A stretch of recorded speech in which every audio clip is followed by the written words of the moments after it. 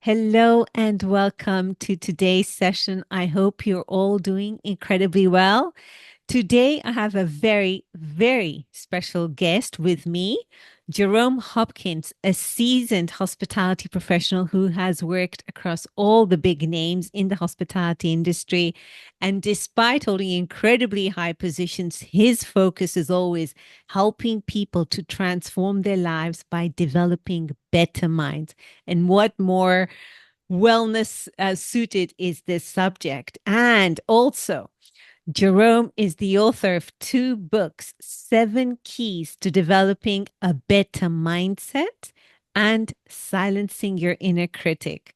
And before I start, I just want to say Jerome is the reason he's also incredibly special is because he has a twin sister and I have a twin brother, and he was one of my beta readers for my book, The Wellness Asset. And had it not been for his valuable feedback, the book you are reading right now would definitely not be the same. So, Jerome, it is such a pleasure to have you. Thank you so much for coming today.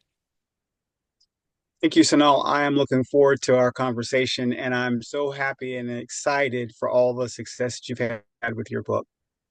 Thank you so much, Jerome. You're a very key part in that. So, you have a fascinating trajectory. You're in the military, then you've been a GM, regional, and also you're now in the investment side of the hotel industry. Plus, you've authored two books on mindset. So you've got that really pragmatic revenue hat on, plus incredibly down to earth, you know, seven keys to developing a better mindset and silencing your inner critic. Tell me about your journey. Absolutely. So, my journey is definitely one that I've been very fortunate. I've worked for tremendous leaders in the military and the hospitality industry. I was also for a while in banking and finance. The most important thing that I looked at in my journey was what separated the people who were successful versus the people that were fulfilled. You know, fulfillment and success are two different things. And this really came to a head actually in 2019 at the start of the pandemic. That uh, changed, I think, everyone's perspective on things that are important and the fact that we really didn't have a lot of control over many things. In fact, at the time, I was a general manager, and one of the things that happened at the time was I had to talk to about 90% of my staff about no longer being able to employ them. That was very difficult. We also, of course, in the midst of that, I remember going to the grocery store and seeing people panicking, and there was lots of toilet paper that was going by the wayside. However, one thing that really surprised me about that was there was quite a bit of actually good organic food that was still left on the shelves. So I was so the purpose of this book was to say, hey, let's look at what we can control. What's the one thing that we can control no matter what's going on in our life? And it is our mindset, and it's our ability to transform our mindset in a way that we are able to thrive no matter what's going on, and we have complete and total control over that. So that was the genesis of both of my books. And right now, you and I have talked a lot about this. We're suffering in the hospitality industry, and I can definitely tell you I'm suffering in the wellness industry. There is so much demand for what we do, for our services, yet we just can't keep up having the talent to deliver the demand. And on top of that, we're not exactly an industry that is sexy for many people right now. As you said, you had to tell 90% of your loyal talent, you and so many of us, that we have to tell them you no longer have job security in an industry that you so called could have job security before. And now we're trying the hardest to give people flexible working arrangements. We're trying so hard, we're bending over backwards. But I still can't help but think that we're trying to solve a symptom not the root cause.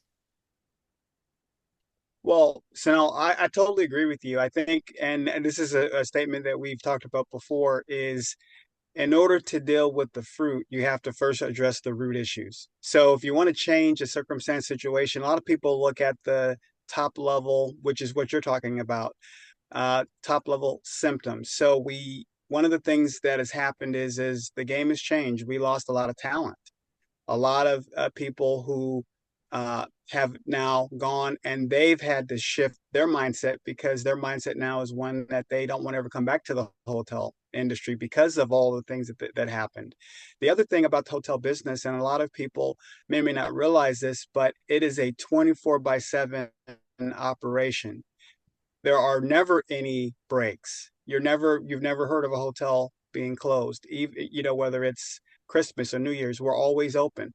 And so we used to always say that it's really a calling. In that calling, you have to have a way to go down to the bottom of your core and stay in a place where you're uh, able to replenish the energy that you're expending. We talk about wellness, and wellness starts with you, and it starts on the inside of you. You can only give what you have. True. So the purpose of this book is to help people really take a moment and reflect. A lot of times we were just doing, and what happens is our cup of energy and passion and enthusiasm, it's being emptied out. Next thing we know, we're waking up and it's we no longer have that capacity because we haven't taken the time to re-energize ourselves, to replenish that vital ingredient of self-awareness and remembering the importance of caring about people. But in order to care about someone, first you got to care about yourself. So that's the purpose of this book, is the helping the folks who are delivering wellness to become well themselves and to stay that way. And if you do that, what happens is you're going to have the ability to continue dealing with all the different challenges and all the different issues that happen in our business. It's so true. Like in wellness, I always see that everyone thinks that, we sit and relax and I'm getting a facial done all day long. And I'm like, life is slightly different than that. And we Mhm. find that our therapists and the wellness people in general tend to be the least well people. So our well-being is the least looked after. I mean, the KPI, therapist productivity. I've never seen a chef productivity or a rooms divisions director productivity or how many people do so, front office check in. But that tends to be the only KPI we measure how productive are our therapists. And as you said, you can't give what you don't have. But we're in an industry, as you said, we're open 24 hours a day, 7 days a week, sometimes 365 days a year. And, our ups require sometimes high season, low season. Where does keeping that deep wellness and where does looking after ourselves when our surroundings are not conducive to well-being? That's a great question. And I'm not going to pretend I have all the answers, but I do have some ideas, having seen both people who are able to effectively maintain that balance, and then those who have not and have burned out and have not been able to sustain keeping themselves in that level. And that I call it is your zone. It's your zone of performance excellence, keeping yourself in that zone. So the first thing that I would say is, in writing the book, what separated the people that are able to maintain that balance was they had the ability to have a continual vision of what success looks like for themselves individually. So your definition of success starts with whatever your vision of success is. So it's important to have a vision. And what I saw many successful people do is they understood that the vision has to be tied to something that's inside, internal. It can't be tied to just an external metric because the those metrics are like the wind. You can have a good day or a bad day. You can have a good month or a bad month, a good year or a bad year, or so forth and so on. But if you go back on, and this has to be done as a discipline, the seven secrets are meant to be done on a daily basis. So what happens is you apply the one secret is the secret of vision. You apply that at the beginning of your day. You do that in the middle of the day and at the end of the day. You do it three times a day. You think about it. People talk about eating. You eat, breakfast, lunch, and dinner. I've been guilty of not doing the breakfast, but what happens is it doesn't take a long time. It just takes once you really have an idea that you're called to do something, then you then have to create that internal picture of what success looks like no matter what. And then all you do is every day, three times a day, you remind yourself about that. What's going to happen is because you're disciplined like that, you're going to you're going to reposition yourself or refocus yourself. And that refocus, what that does is that's going to bring a level of energy and power to you instead of you dwelling on, however you may have interacted with a customer or something's not going right with technology. It's going to refocus you and enable you to get that power back. And it has to be done every day because the other thing that I learned is the ability to be successful is based what I call on the a car that has gas in it. And so as you can tell, when you're driving down the road, if you're full, you're not concerned about anything. You're going to make it to your destination. You get about halfway, all of a sudden you start thinking, I need to probably find a gas station.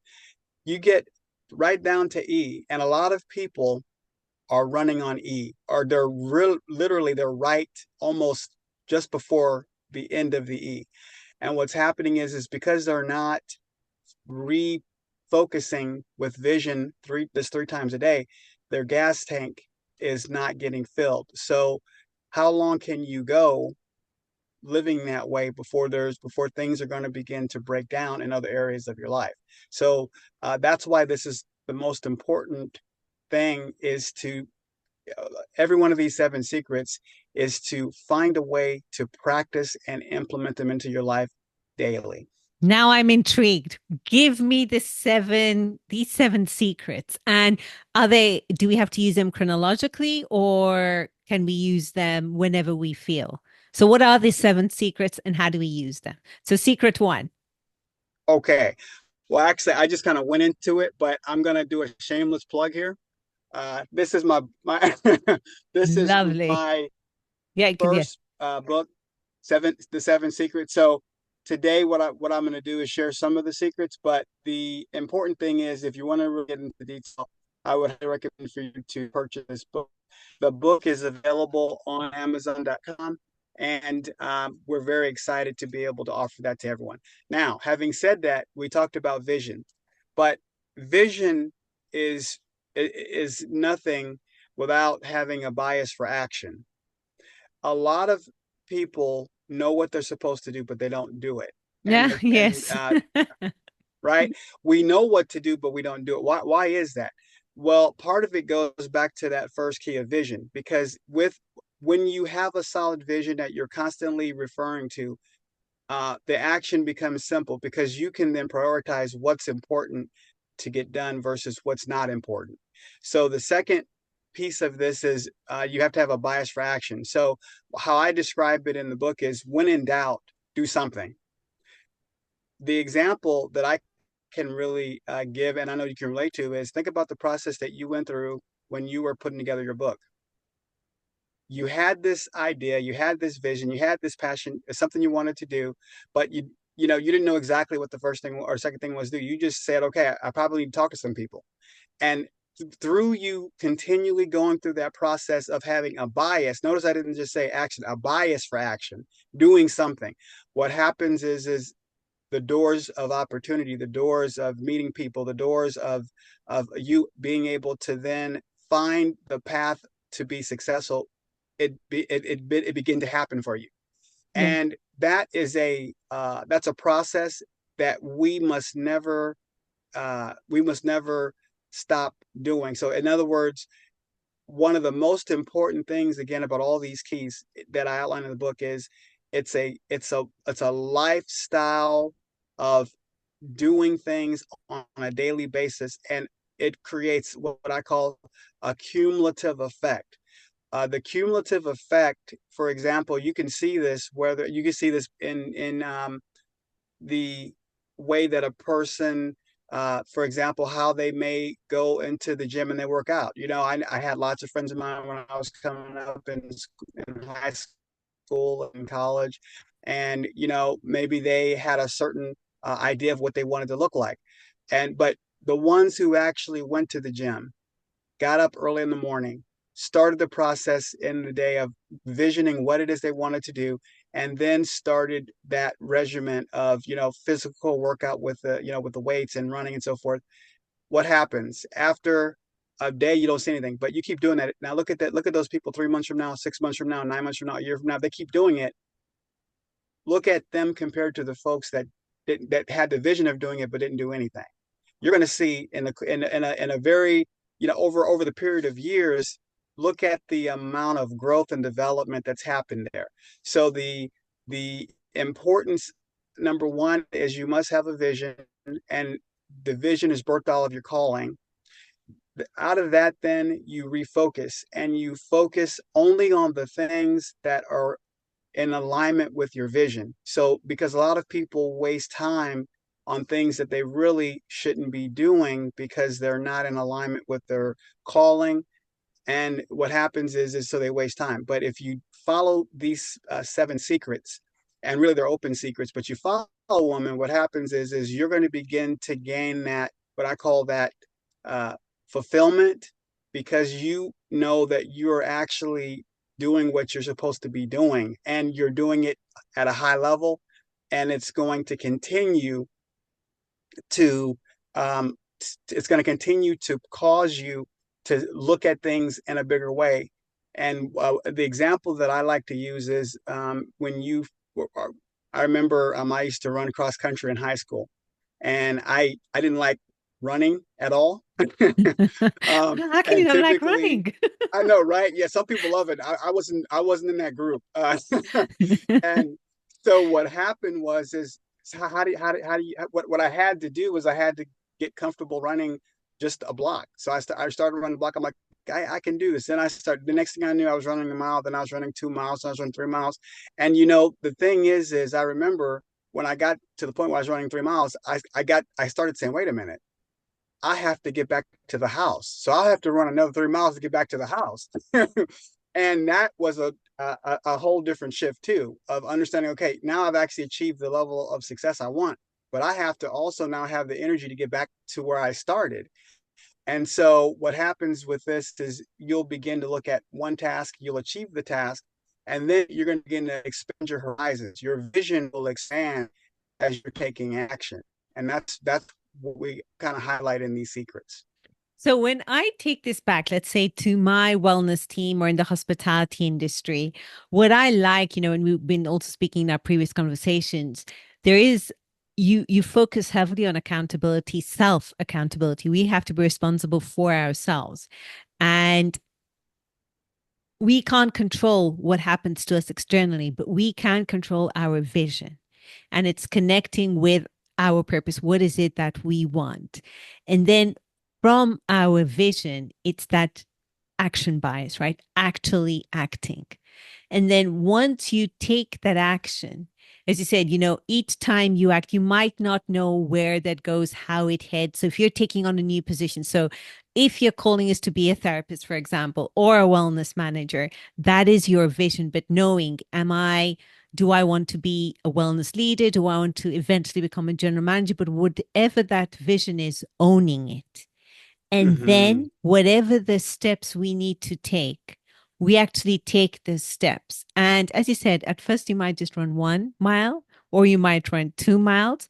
But as you actually take action, that action bias, once you're doing it opportunities unfold your way. You might not know how that path looks, but it unfolds. And then once you get stronger and stronger and you go deeper and deeper, am I understanding correctly in that your Yeah. vision of you, of your success, but more specifically fulfillment increases, Yes. right? Absolutely.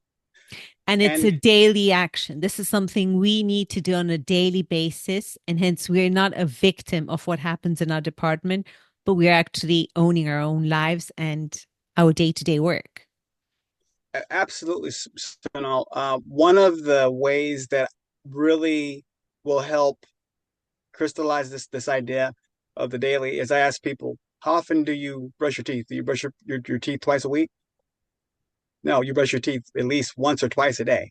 Why do you do that? Because obviously the results of not doing that are not going to be very good for you or anyone else around you. So if you take this as simple as, okay, this is a part of what I'm doing when I'm getting ready for the day. What do? You already have a program you follow at the beginning of the day that gets you set up for whatever type of day you want to have, and it starts with the simple things. So these are simple disciplines that what happens is understanding that it must be done daily. It's not an option. It is mandatory. Like I ask a simple question: how long can you go without breathing? Can't. Well, right, exactly, right. I mean, if you think about it, air is more important than water because you can go 3 days without water. I mean, I probably can go 2 days without water, but but you can't go very long, a few minutes maybe at the most without air. So the idea is to take the seven secrets and you put them on a level of air and water, and So then it's going to make it happen for you. That fulfillment. I know people I will share the link because I think it's going to be very useful for, my wellness leaders and also hospitality leaders to actually empower our teams to develop a better mindset. And I will definitely get on to the next section of, because I find that very intriguing, silencing your inner critic, particularly when you have reached that success. But before getting there, just to, without giving a spoiler alert, but what are the seven secrets? One is vision, Yeah. the One other is vision. Okay, a bias for action. to Okay, bias for action. the third one is exercising your body and mind. And what I talk about in that is essentially in order to address that internal core of who you are you are a body, you're a soul, and you're a spirit. So those three components must be exercised just like when you're getting up for the day and you're walking around or whatever you're doing. So that component is another piece because it addresses all of the parts of your entire self. Hmm. uh, a lot of people will maybe address the body but they don't deal with their soul or the spirit, so that way, so those areas are weak. What we learn to do in the seven secrets is address all of them on a daily basis, and then that way you are addressing all the components of what makes you unique, what makes you able to have that sense of purpose, and then it enables those components to stay replenished and revitalized because it's like this. You probably heard this saying before: if you don't use it, you lose it. If you Yeah. don't use it, you lose it. So that I believe is something that has been put into our DNA where when we look to be successful, what happens is we may be successful for some time, then we stop doing the things that made us successful, or we reach a new level of success where we have to change our mindset in order to enjoy greater success. So the use it or lose it is what I address in exercising your mind and your body and your all the components of who you are as a person. Okay, so we have the first one is vision, action bias, right? The third Mm-hmm. one was I forgot that. Exercise your body and mind. Exercise body and mind, the fourth. Okay, transform your habits. So this is something that is a ongoing process. What we know about habits is that habits cannot be destroyed, they can just be replaced. So, in other words, if you have bad habits, you you can only replace it with either another bad habit or good habit. But we are designed in a manner to where we have these automatic routines running, whether or not we're aware that they're running or not. So, learning how to, from vision, from action, from exercise, you will begin, you'll begin to have a menu of habit options, is what I described, of things you want to retool and put in or take out. Just like if you look at your car, you have whatever car you have after a certain a number of if you look at your tires after a certain point, you got to get new tires. Why? Because the tires you had that got you to your journey are not going to be able to keep you on that journey. So the purpose of this is to well ahead of time already start that process of retooling, and that will bring what I call transformation.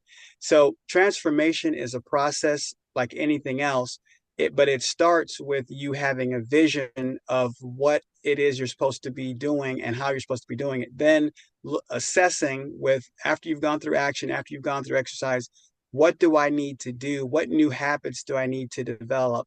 And the every habit you have starts with a thought, and every thought that you have will then it will construct a mindset. That mindset is what's going to drive everything else you do. So that's why that component is there, of being able to transform your habits. And then from there, once we've managed to transform or replace at least our bad habits with habits that serve us to get us to the next stage, what is our fifth?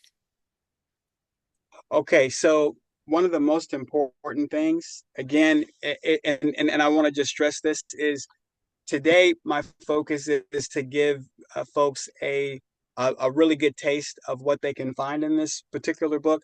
But the next habit really focuses in on what I call achieving balance with your success. So balance is the key ingredient for having both fulfillment and achievement. And let me give you an example. In my journey, as I was trying to become a general manager, and I was very successful because I became a general manager very early in the business. I'd just been in the hotel business for about 3 years when I had the opportunity to become a general manager. And it was a very exciting time. I was really, really happy about that. As I got into it, because of the amount of responsibility that you're dealing with and the impact you have on people's lives, you're impacting a lot of people, and even with the words you say, because now you're looked at as being you're the top leader, you're running the hotel, and people looking up to you. So the amount of achievement I felt was really good. However, once I achieved it, I thought I would have a certain feeling about it. I thought, it was gonna be kind of like Nirvana or anything. And that's not what happened. Actually, what happened is I began to realize why why did I make this decision of, 2, 3 years ago to go on this journey? And as I started to look at it, I realized I had achieved my goal, but I wasn't fulfilled because I had a one goal that I had. One reason why I wanted to become a general manager was I like to watch people develop and grow. And so then I said, wait a minute, okay, I've achieved this, but now why do I still feel empty?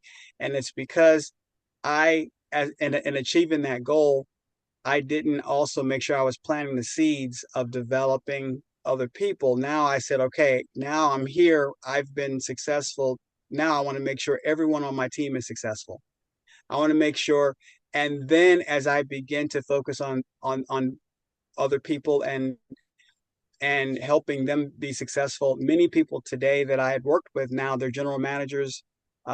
when I knew them, they were at our front desk, or they were in housekeeping. Now they're housekeeping executives, or they were in maintenance, and now they're maintenance or facilities engineers and so forth. That is where the fulfillment came. And also, the other thing is I realized not only is not about me, but also I realized this is very important, is that the quality of your relationships is a key driver for fulfillment.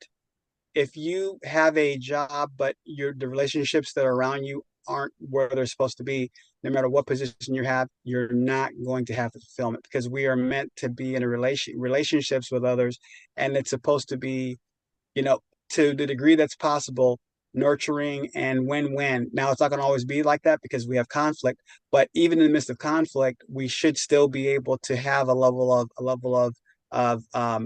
closeness, or a level of uh, you know, wanting to be in a place. What I call it is just where things are working with harmony, as well as, as much as you can get it on the earth anyway. So my so the idea is that you can have a title, you can have all these things, but that is not going to get you the full benefit, the full measure of satisfaction. In order to have that fulfillment, and to have that achievement, it's like the if you look at a scale, when you look at a balance, a scale, if they have to come in balance, if they're not, if one's the one on the left is a little bit off to the one on the right, something's out of balance. So the achieving balance is being able to bring those things both together. So that And there's a success discipline. and that fulfillment, striking that balance. And then once Yes. once we've managed to strike that, what is the sixth secret? Okay. So this is very important, I think, too, is in order to have long-term success. And again, I want to just stress this. All of these are meant to be done, and I know we're going to get to this eventually, but meant to build on each other, but they can also be done without each one. Um, this is very important, is that you as the person are in control of your ship. You have the ability to either change your mindset, or to not change your mindset. You are the one that has the final word. Another one of the secrets is dealing with the fact of you really understanding that you're the one that has the complete control. No one has any control over you except the control you give to them. Now, that's very um, easy for me to say, but as you're going through life, you're going to have a lot of obstacles. You're going to have a lot of issues, and some of them are going to be not even of your own making. You just happen to be in the wrong place at the right time. And so, in order for you to maintain your own level of success, your own sense of value, and so forth, what you have to do is you're going to have to say, I can't change the circumstances, but I'm going to change my thought and mindset and how I go about dealing with the situation.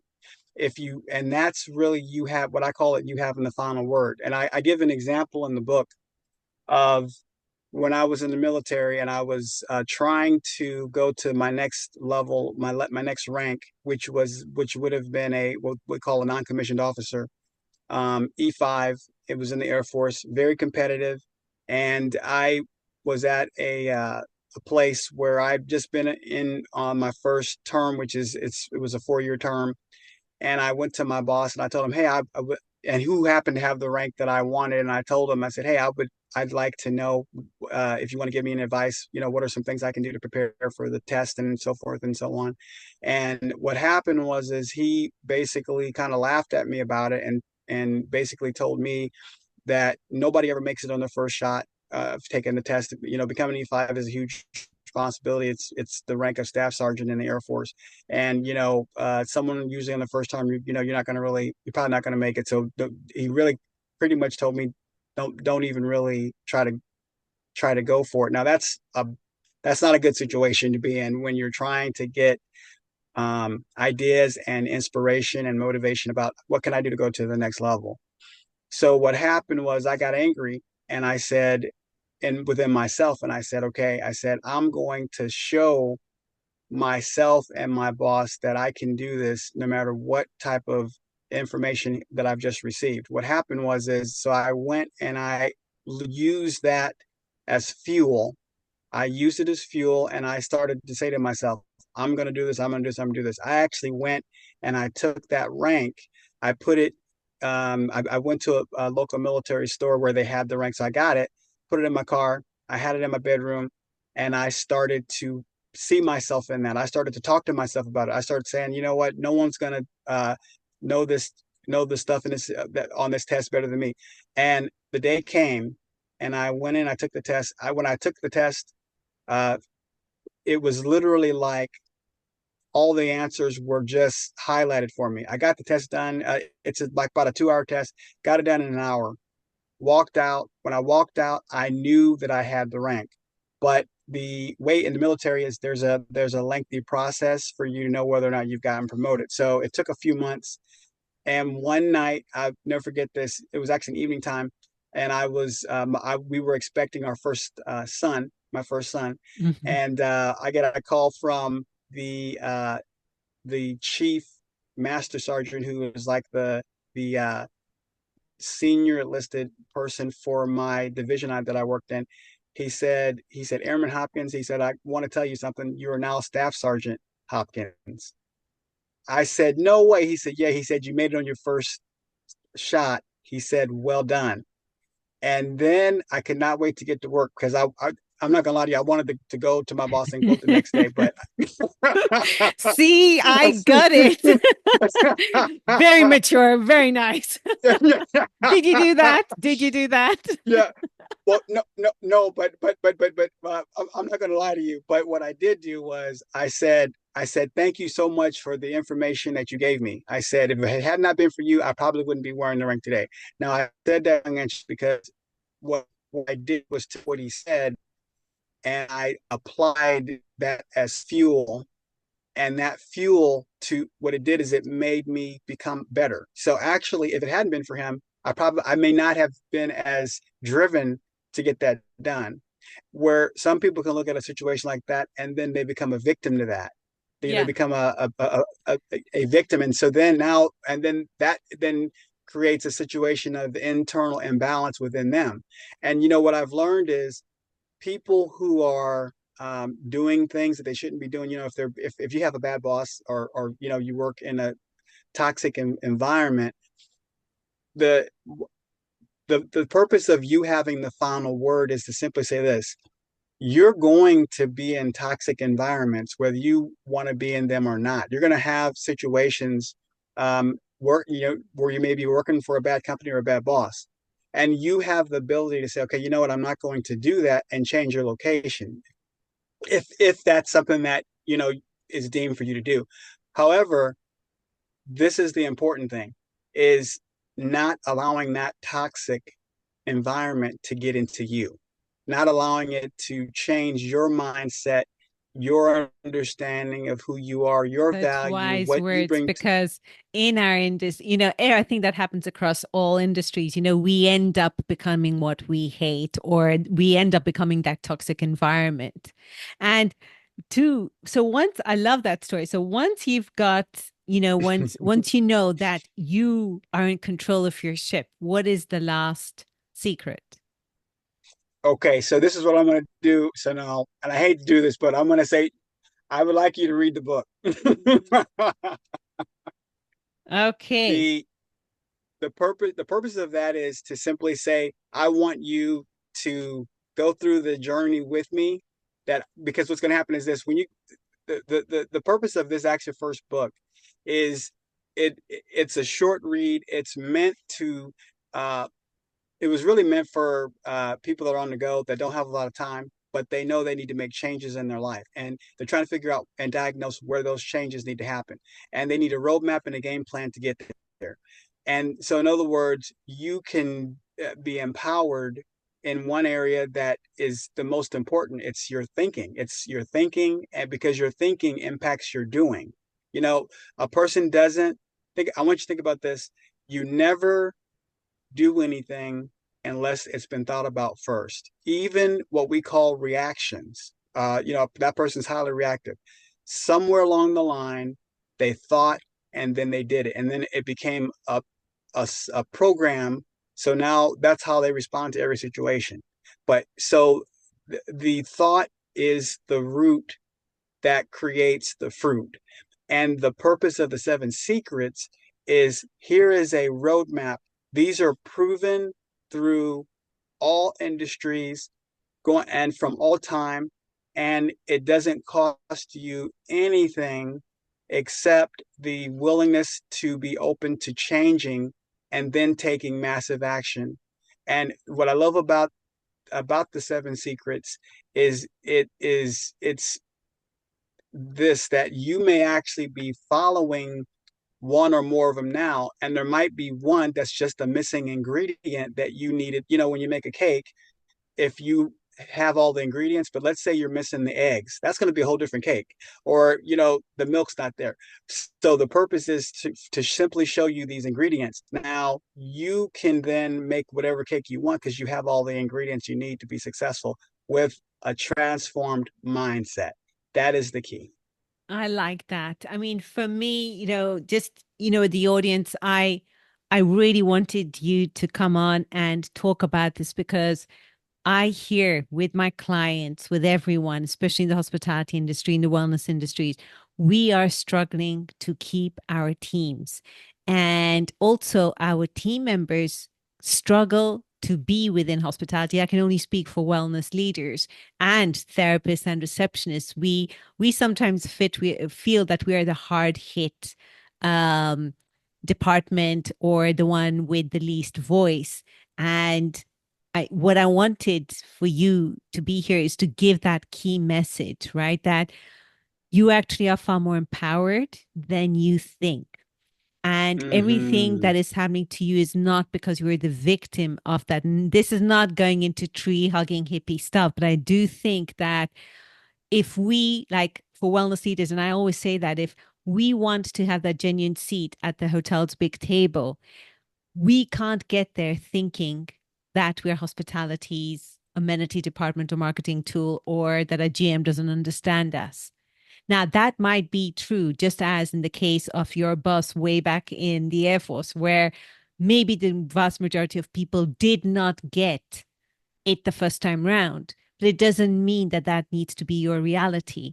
Likewise, for our wellness leaders, maybe in some hotels, wellness is treated as an amenity, maybe, but that does not mean that you can't change that, that you can't use that as fuel to move that needle. Instead of 1 to 3% of total hotel revenue, you can become 30 to 40%. You can have equal airspace as food and beverage and rooms.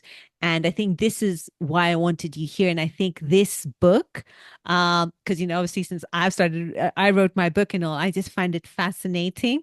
And in one of our next chats, we will definitely talk about silencing that inner critic. But before wrapping up, can you, in a couple of sentences, tell me about the beautiful second book? Because when you told me about that, I was like, wow, this is, and I've ordered them. So just in a couple of sentences, tell us about silencing the inner critic. This is where we achieve that success and we're still miserable.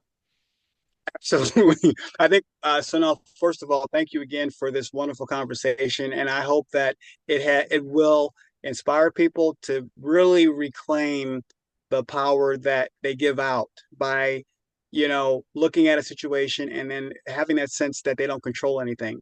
But so the purpose of that book is to say, no, you do have the power. You can reclaim it back, and you can also have all of the other benefits that come along with that, such as peace of mind and so forth, and being able to stay replenished and stay successful. Now, this book, the inner critic, Silencing it. silencing the inner critic. So this book is a deeper dive, because that book, the intent of that book is to help people address what I call the biggest obstacle to their overall achievement and success. And that is that internal nagging voice that we all have that tells us that we're not good enough, we can't get it done, no matter what success level you have. And the that inner critic has the power to prevent a person, for example, if a person wanted to go for another job, well, the inner critic may tell you you're not qualified for that. So a person who listens to that, they're going to say, okay, you know what, I'm just not, and they're going to stay in their situation, for example. Or uh, businesses, if there is a, maybe you have an entrepreneurial spirit and you wanted to go out in business for yourself, that and the inner critic may tell you, you do you realize how many businesses actually fail? Do you really think you're going to be one of the ones that stands around? This is that inner voice that we all deal with, that we've been dealing with since we were born, that what it does is it cripples our ability to actually achieve maximum results of success. So that book was written to say, hey, this is a problem. And the problem is it's invisible because you can hear the voice, but no one else can. And so since it's that's why it's called the inner critic, because it's inside of you. And now what we have to do is recognize that, and how do we deal with that, and how do we transform that and turn that into what I call the inner champion. So the book addresses that. I love that, love that, love that. And also, I can't wait to have you be in my Wellness Asset Academy and talk to my lovely students. So, thank you so much, Jerome. This was very helpful because, as I said earlier on, I mean, you're seeing it in the hospitality industry. Yes, we have to improve our how we treat our people. That is core and important.